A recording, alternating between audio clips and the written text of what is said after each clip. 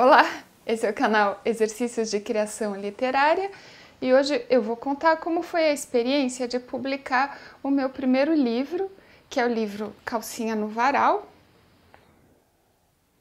que saiu pela editora Companhia das Letras em 2005.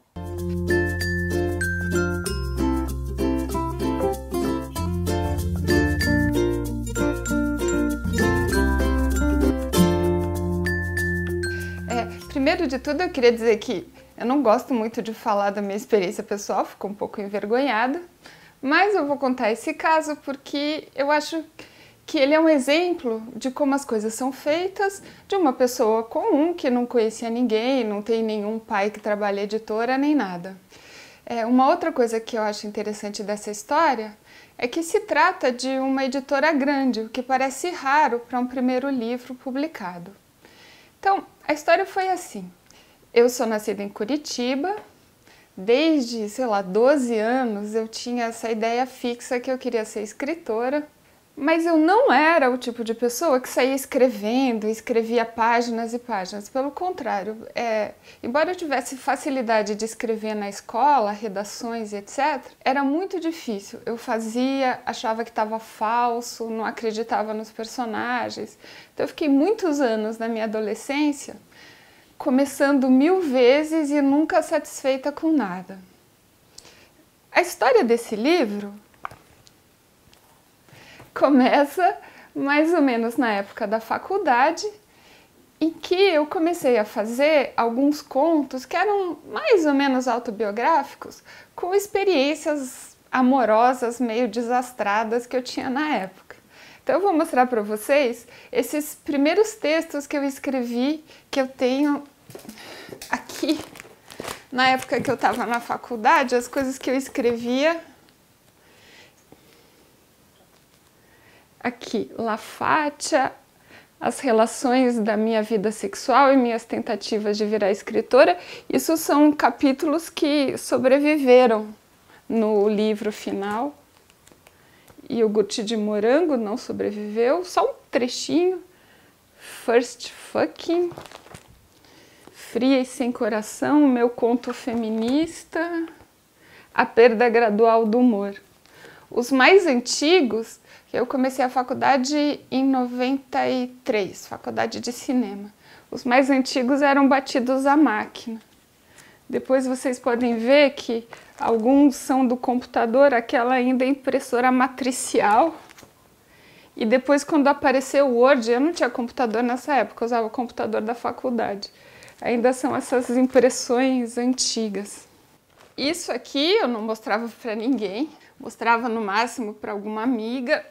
E não tinha nenhuma coerência, eram assim histórias de 1 ou 2 páginas que geralmente eu escrevia quando tinha acontecido alguma coisa comigo que eu estava meio abalada, eu ia lá e escrevia. Durante toda a faculdade eu não tentei fazer nada que fosse parecido a um livro, eu só fazia os trabalhos da faculdade, que eram roteiros, eu fiz faculdade de cinema. Até que quando chegou no último ano, eu falei, não dá, se eu quero ser escritora, eu tenho que escrever alguma coisa que pareça um livro, não dá para eu ficar só fazendo o trabalho da faculdade. Então eu resolvi montar uma coleção de contos com esse monte de coisa que eu tinha. Eu fiz isso, eu não tenho mais, mas essa primeira encadernação, que eu nem me lembro o título que tinha, eu inscrevi num concurso que tinha na minha universidade, chamado Nascente. É um concurso para jovens artistas que tinha a categoria literatura. Não fui selecionada nem para finalistas, fiquei super chateada. Então eu mandei esse primeiro volume encadernado de contos que não tinha ganhado o concurso, aliás, não tinha nem ficado entre os finalistas, para alguns professores. Uma professora que eu gostava muito, ela falou, não sei, é legal, mas não sei, parece que falta alguma coisa. E o que, enfim, fiquei ainda mais frustrada. Até que, aqui até tem a data, eu vou mostrar para vocês. 18 de julho de 97, eu tinha feito na faculdade uma matéria avulsa chamada Editoração de Livros Populares. porque a minha faculdade tinha, além do curso de cinema, o curso de editoração e tinha um professor convidado, que é um editor com muita experiência, chamado Jiro Takahashi. E eu mandei para ele esses contos que eu tinha escrito e ele escreveu essa carta muito gentil e muito generosa, vocês podem ver, 5 páginas em que ele comentou cada um dos textos que eu tinha, deu sugestões e dicas e, de maneira gentil, com alguns elogios, ele me ensinou a melhorar o que eu tinha escrito, coisa que sozinha eu não tinha muita certeza de como fazer. E depois, claro, tem o incentivo de você ver que uma pessoa gastou seu tempo e se interessou para te escrever tanto assim. Foi um impulso para mim. Eu resolvi escrever um pouco mais. Como no primeiro as pessoas tinham comentado que era meio xoxo, meio morno, eu tentei fazer uma coisa mais animada, com mais emoção e acontecimentos marcantes. E eu escrevi então uma outra coletânea de contos que eu dei esse título: Dê a uma mulher o sapato certo e ela conquistará o mundo, que é uma frase da atriz Bette Midler, que eu tinha lido numa revista e achei a frase legal. Não tem nada a ver com as histórias, é uma frase totalmente avulsa só porque eu achei legal. Mas, de qualquer forma, é uma frase de impacto. Talvez as pessoas ficassem curiosas de ver o que tem dentro. Eu comecei a distribuir para as pessoas. Aí eu distribuí para bem mais gente do que o primeiro, porque esse eu estava mais confiante. Primeiro os meus amigos, depois pessoas que eu conhecia. Eu ia muito ao cinema, mostras de cinema, mostra de curta-metragem, mostra de documentário, e nessas mostras sempre tinha os diretores dos filmes que foram lá apresentar o filme e ficavam ali no saguão. Então eu batia assim no ombro da pessoa e falava: ah, então, eu escrevi isso aqui, posso te dar de presente e tal. Assim, claro, dar um volume para uma pessoa não garante que ela vai ler, mas no caso dessa coleção, muitas pessoas dos meus amigos responderam muito animadas. Assim, as pessoas ficavam realmente empolgadas. Nossa, muito legal, adorei, nossa, é tão verdadeiro e tal. Até, por exemplo, colegas de trabalho, quando eu estava trabalhando numa outra produtora, tinha estagiárias, pessoas que eu nem conhecia direito, que eu achava que poderia gostar, eu dava um volume e eu sentia esse entusiasmo das pessoas. Aí, uma dessas pessoas que eu entreguei esse volume foi um cineasta do Rio Grande do Sul, chamado Jorge Furtado. Na época ele não tinha feito nenhum filme de longa-metragem e ele me falou, coisa de uns 6 meses depois, eu não tinha nem celular, nem telefone nessa época, eu só tinha um aparelho de bip. E ele me mandou um bip e falou: oi, aqui é o Jorge Furtado, eu li seu livro, estou em São Paulo, se você quiser conversar, etc.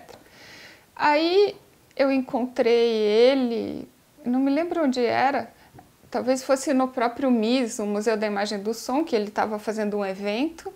E daí a gente tomou um café e ele falou que ele tinha gostado muito do livro.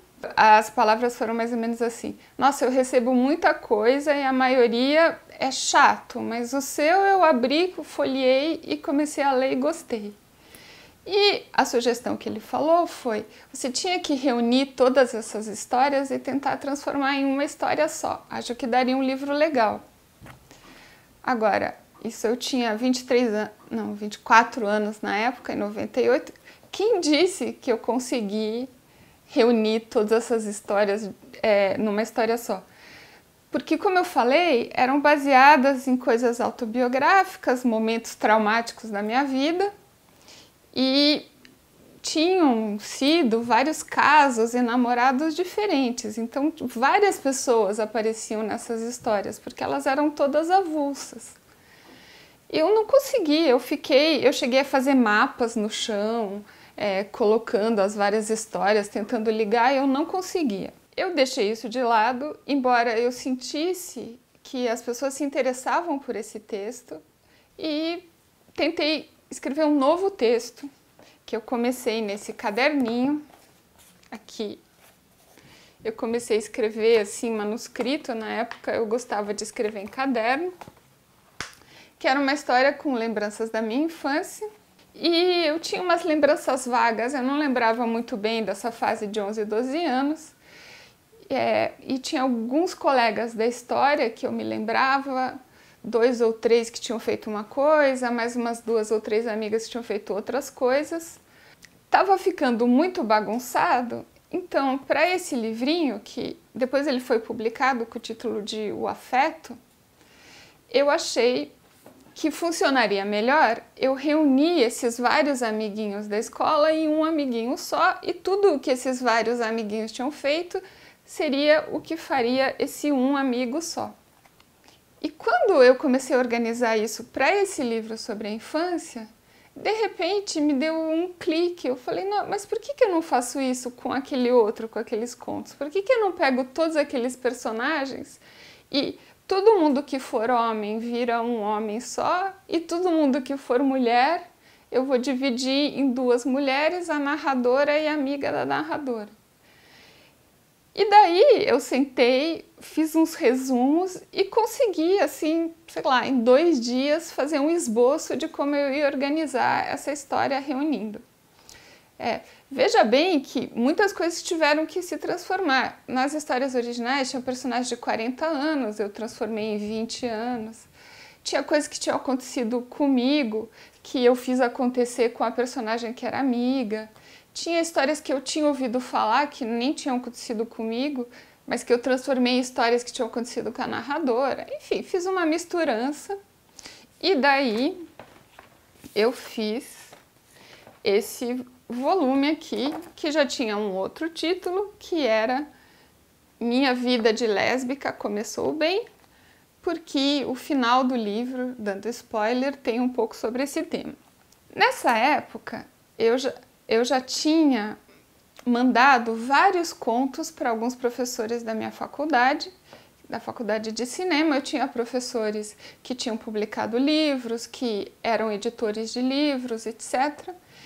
E tudo que eu escrevia, que eu ficava mais ou menos orgulhosa, eu entregava para eles. Falava, ai, professor, fiz um continho aqui, quer dar uma olhada e tal.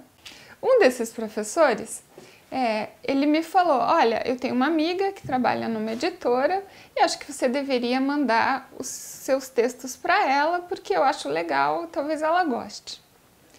Eu não pensei em mandar esse texto aqui, porque, como eu falei, ele era meio adolescente, tinha muitas experiências privadas, eu achava que era meio uma brincadeira, eu não achava que era um livro de literatura. Eu tinha escrito esse outro livro aqui, que ela tinha lido, chegou a ler, demorou muitos meses para me responder, mas quando ela respondeu, através desse meu professor, na verdade ela falou do livro com o meu professor e o professor passou o recado para mim. Ela disse que gostava do estilo até a metade, mas da metade para o final ela achava que estava mal resolvido. Um amigo meu falou, olha, eu acho que você deveria mandar aquele da história da jovem adolescente, esse Minha Vida de Lésbica. Ele falou, eu acho que isso é bom, tem cara de livro, você deveria mandar para ela. Então eu respirei fundo e falei que ia mandar um outro texto e mandei esse. Passou alguns meses e eu mal acreditei quando ela ligou e falou, olha, eu li seu texto, acho que realmente dá um livro, mas eu tenho algumas sugestões, se você puder vir aqui conversar comigo. O livro, a primeira coletânea, tinha 70 páginas. Ela me deu uma série de sugestões que eu tenho até aqui anotado ainda. A primeira sugestão precisa ter mais 20 páginas. E depois tinha uma série de sugestões de coisas que ela não tinha entendido, características dos personagens que ela achou que ficaram incoerentes, a mudança de ritmo na primeira metade com a segunda metade.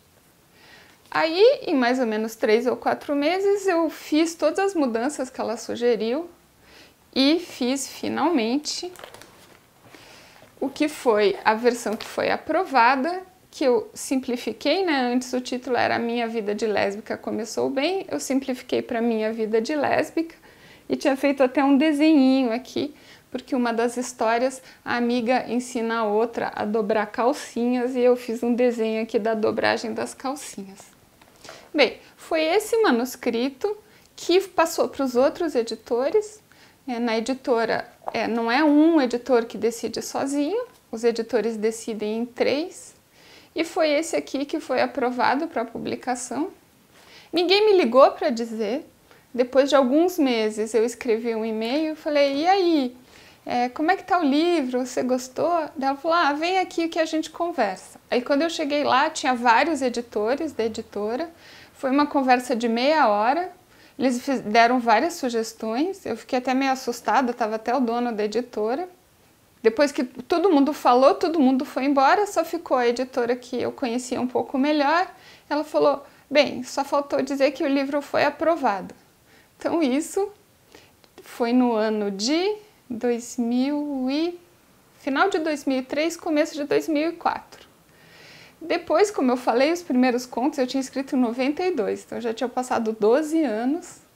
E essas primeiras tentativas de formar um livro de contos tinham sido feitas em 98, então já tinha passado 5 anos. Como eu já falei, o título do livro final ainda mudou. Eles acharam que Minha Vida de Lésbica era um título enganoso, porque a história não era uma história gay, era uma história da menina com seu namorado. Então eu fiquei quebrando a cabeça alguns dias até que pensei nesse título, que no começo era calcinhas estendidas no varal, por causa do desenho, e depois eu simplifiquei e ficou calcinha no varal. Eu acho que é um exemplo de uma história de uma pessoa que não tinha nenhuma conexão com o mercado editorial. Eu vim de Curitiba, fiz faculdade, todas as pessoas que me ajudaram nesse caminho ou foram meus professores ou foram pessoas desconhecidas que eu bati no ombro e falei, você pode me dar um minutinho aqui, eu vou te dar meu livro? Eu acho hoje, olhando retrospectivamente, que o tema do livro, por falar de experiências privadas e sexuais e amorosas de uma moça num período muito tumultuado da vida, deve ter ajudado, porque é um livro cheio de emoções, digamos assim. É isso que eu queria contar para vocês. Se você gostou, curta o vídeo, se inscreva no canal. E se você tem alguma história parecida para contar, das suas aventuras tentando escrever, tentando mostrar, etc., mande pra gente por e-mail ou deixe seu comentário aqui no canal. E é isso. Até a próxima!